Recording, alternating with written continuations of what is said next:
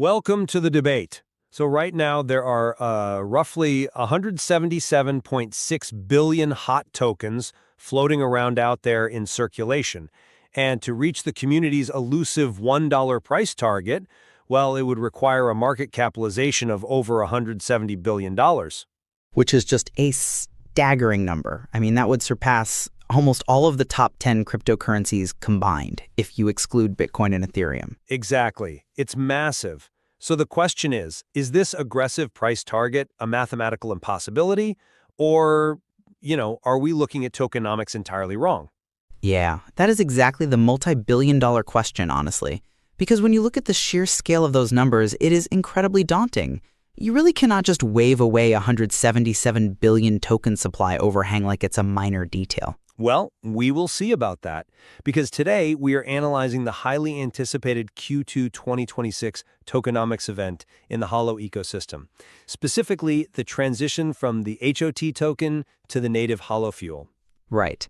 And we're looking closely at current market analytics, Holochain's technical roadmap, and those 2026 to 2030 price forecasting models. I will be arguing that the HoloFuel mutual credit architecture successfully decouples value from pure speculation. It basically creates a sustainable, utility-driven economy where price calculations are grounded in real-world hosting capacity, which, in my view, renders traditional market cap metrics completely obsolete. And I will be arguing that the massive circulating supply of HOT and the unproven market dynamics of the upcoming one-to-one swap expose fundamental flaws in these optimistic price calculations. Even if the technology is brilliant, I believe the mathematics make aggressive targets like $1 economically improbable.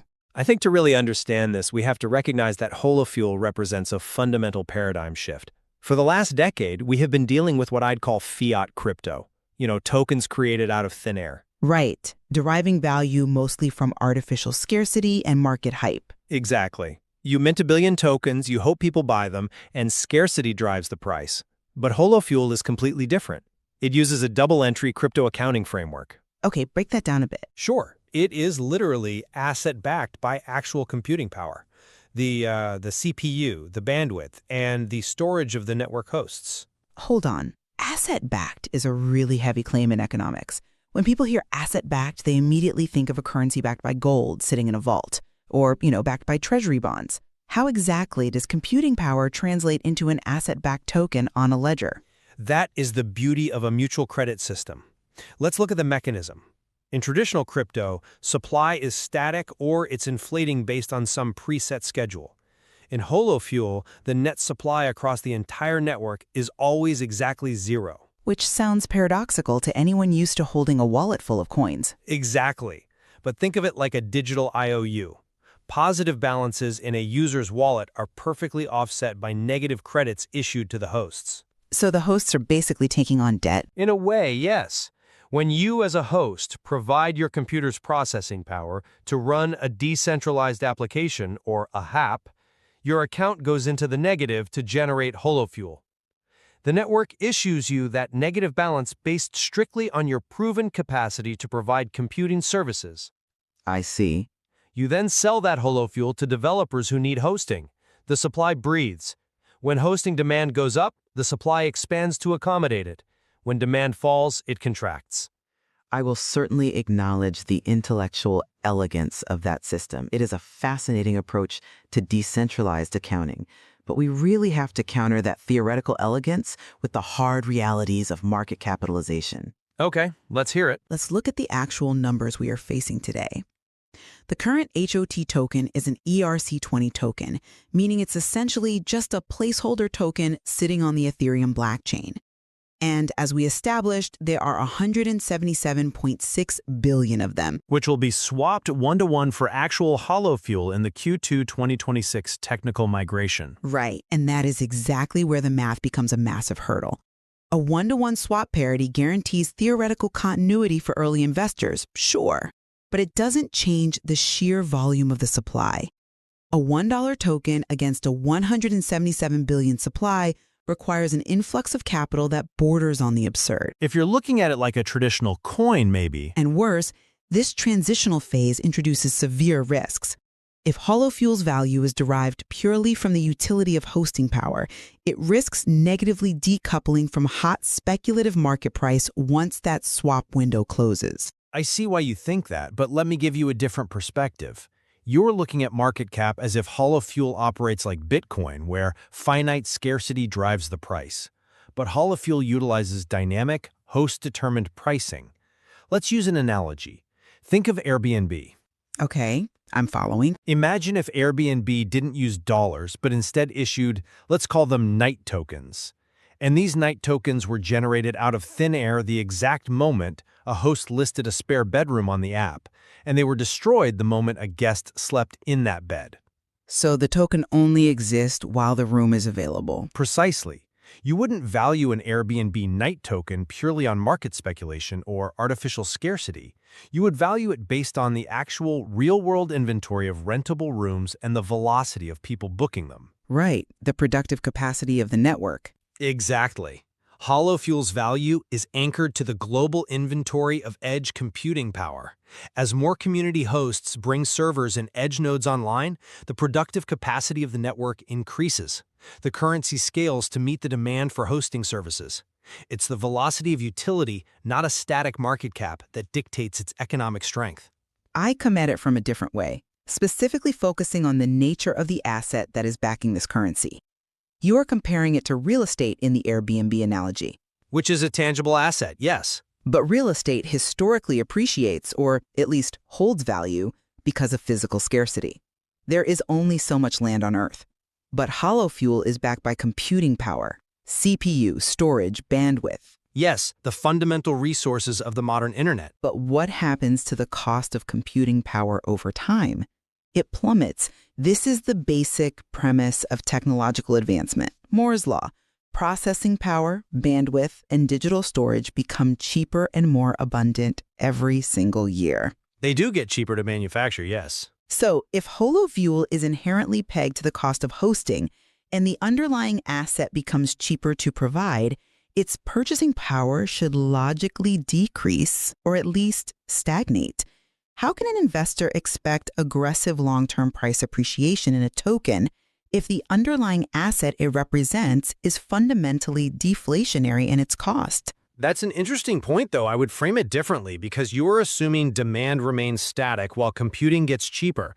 Have you considered the Jevons paradox? Wait, pause for a second. For listeners who might not be economists, what exactly is the Jevons paradox in this context? Sure. The Jevons paradox observes that as a resource becomes cheaper and more efficient to use, the overall demand and consumption of that resource skyrockets, rather than decreasing. Let's look at a tangible example. Think about internet bandwidth in the early 2000s. When we moved from dial-up to broadband? Exactly. As broadband infrastructure expanded, the cost to transmit a single megabyte of data dropped to practically zero. By your logic, the value of the telecom and internet sector should have collapsed because the asset got cheaper. But it didn't. No, what actually happened? Because it got cheaper, it birthed entirely new economies that were previously impossible. It birthed Netflix, massive multiplayer gaming, and cloud computing. We didn't spend less on the internet, we consumed exponentially more of it. Okay, so you're applying that exponential consumption to decentralized hosting. Yes. A single gigabyte of storage might get cheaper, but the Holo network will be hosting millions of lightweight apps, processing billions of microtransactions that simply wouldn't be financially viable on expensive, centralized cloud services like AWS. Because the fee structures there are too rigid. Right. The value of HoloFuel doesn't come from a static unit of compute, it comes from the massive aggregate demand of an entirely new, decentralized web. And that brings us perfectly to the mechanics of the Q2 2026 one-to-one swap, which is algorithmically designed to capture this value. Let's dig into that technical migration test, because this is really where theory hits reality. The mechanics are brilliant. The technical migration utilizes the existing ERC20 hot token as a reserve currency that backs the initial issuance of HoloFuel. There is a guaranteed one-to-one parity during a swap window of at least 6 months. Okay, but how does that help the price? Because this swap actually serves as a profound supply tightening mechanism. How so? If the tokens are just moving from an Ethereum ledger to a Holochain ledger, the supply isn't tightening, it's just relocating. It is tightening in terms of market liquidity. When HoloFuel is redeemed for HoloFuel, it's not just sitting in a wallet waiting for the price to go up. It is being locked into active utility within the ecosystem. Meaning it's actively paying for services. Yes, paying for web hosting, data storage, and peer-to-peer microtransactions. Technology growth models consistently show that when you pull a token out of a liquid, speculative supply on an exchange and lock it into an active, high-velocity utility loop, you drive up the price of the remaining liquid tokens. The swap drains the speculative overhang because it puts the tokens to work. I'm sorry, but I just don't buy that. Let me tell you why. You are assuming a one-way street where HOT converts to HoloFuel, enters this utility loop, stays inside the ecosystem, and everyone is happy. Well, they are providing a service. But we have to deconstruct the actual behavioral economics of this transition. Professional traders and analytics platforms are warning about a massive structural risk right now.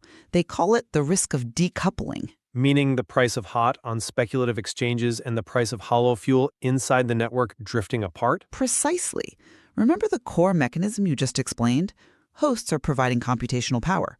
Running computers costs electricity, and electricity is paid for in fiat currency, dollars, euros, yen. Sure, hosts have overhead. Right. If hosts are earning HoloFuel for providing service space, they have to cover their real-world overhead. What do? They immediately dump their earned HoloFuel or HOT on secondary exchanges to pay their local utility bills. But I mean, that happens in every single crypto network. Miners sell Bitcoin to pay for power. Yes, but here it introduces constant structural sell pressure against 177 billion supply. If hosts do that en masse, the one-to-one parity breaks down completely on secondary markets, regardless of what the internal reserve guarantee sets. A one-to-one swap doesn't magically erase the supply overhang, it merely transfers it. The weight of those tokens doesn't vanish just because they changed their name. That's a compelling argument, but have you considered how Holochain actually functions under the hood? You're envisioning sell pressure similar to Bitcoin or Ethereum, where miners have massive industrial-scale overhead. Because processing blockchain transactions is energy intensive. But Holochain utilizes an agent-centric architecture. It isn't a blockchain at all. Break that down for us. Why does that change the sell pressure? In a traditional blockchain, you have global consensus. Every single computer on the network has to process and agree on every single transaction. If I buy a coffee in New York, a server in Tokyo has to log it.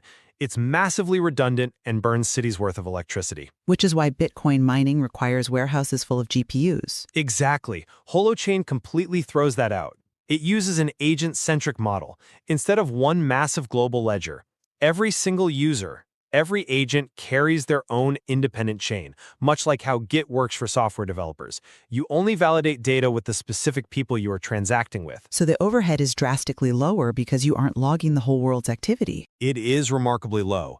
A host can run a Holo node on a cheap mini PC using the same power as a light bulb. The sell pressure from electricity costs will be a microscopic fraction of what you see with proof-of-work miners. Okay, that's a fair point on the energy efficiency. Furthermore, your decoupling argument ignores the demand side of the equation. If hosts are selling a small amount of tokens to pay for a tiny electricity bill, developers are buying massive amounts of tokens to pay for the hosting of their applications. Even with low overhead, that fiat conversion necessity remains. But let's move from the mechanics of the swap to what this means for the actual price forecasts. Because at the end of the day, investors are looking at these 2026 to 2030 models. We should, because the models are heavily data-driven.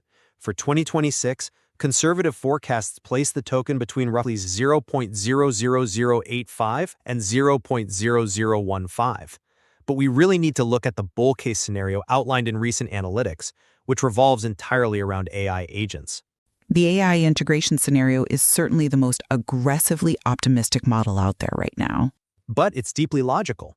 Autonomous AI agents need to perform millions of automated peer-to-peer microtransactions to buy data, API calls, and computing power. Right, to function independently. Exactly. They can't do that on Ethereum. The gas fees would bankrupt them after 3 transactions. Holochain is arguably the only network capable of handling billions of transactions with sub-1% fees.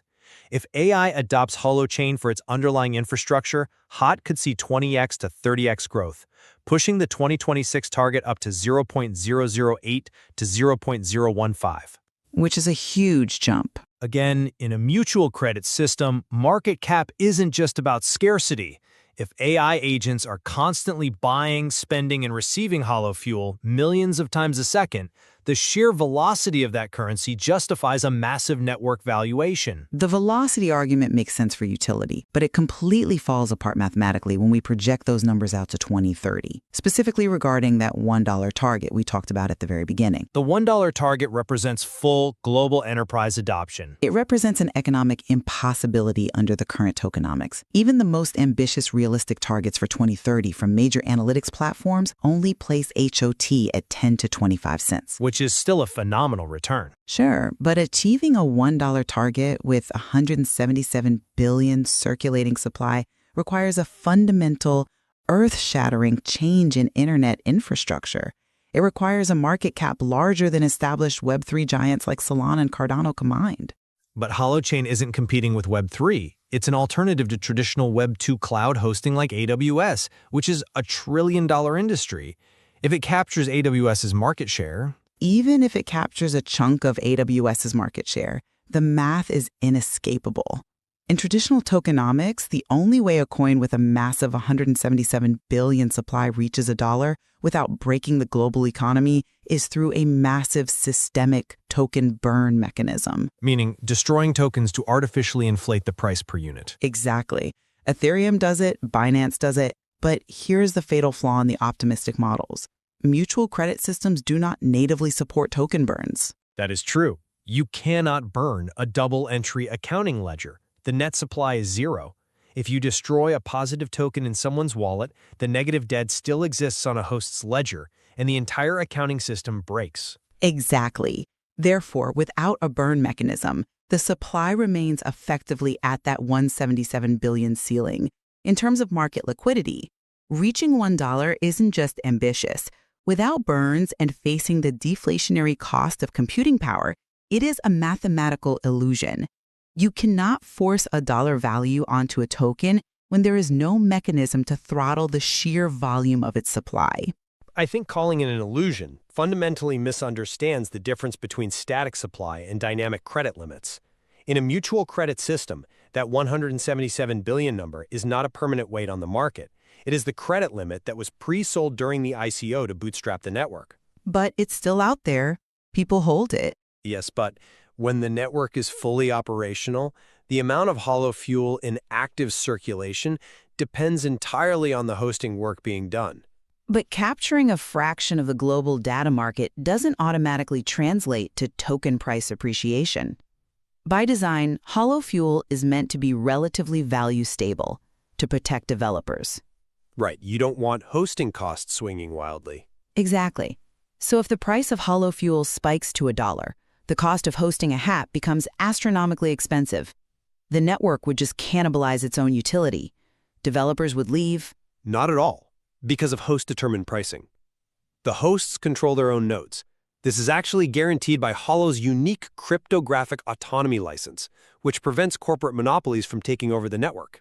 So how does that fix the price spike? Because hosts set their own rates, the market naturally balances itself.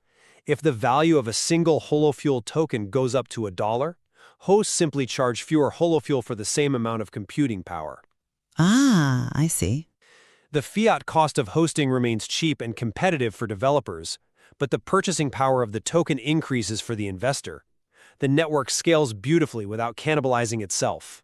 Well, I will grant that the underlying technology, the agent-centric model, the lack of global consensus, the mutual credit theories, they are intellectually fascinating.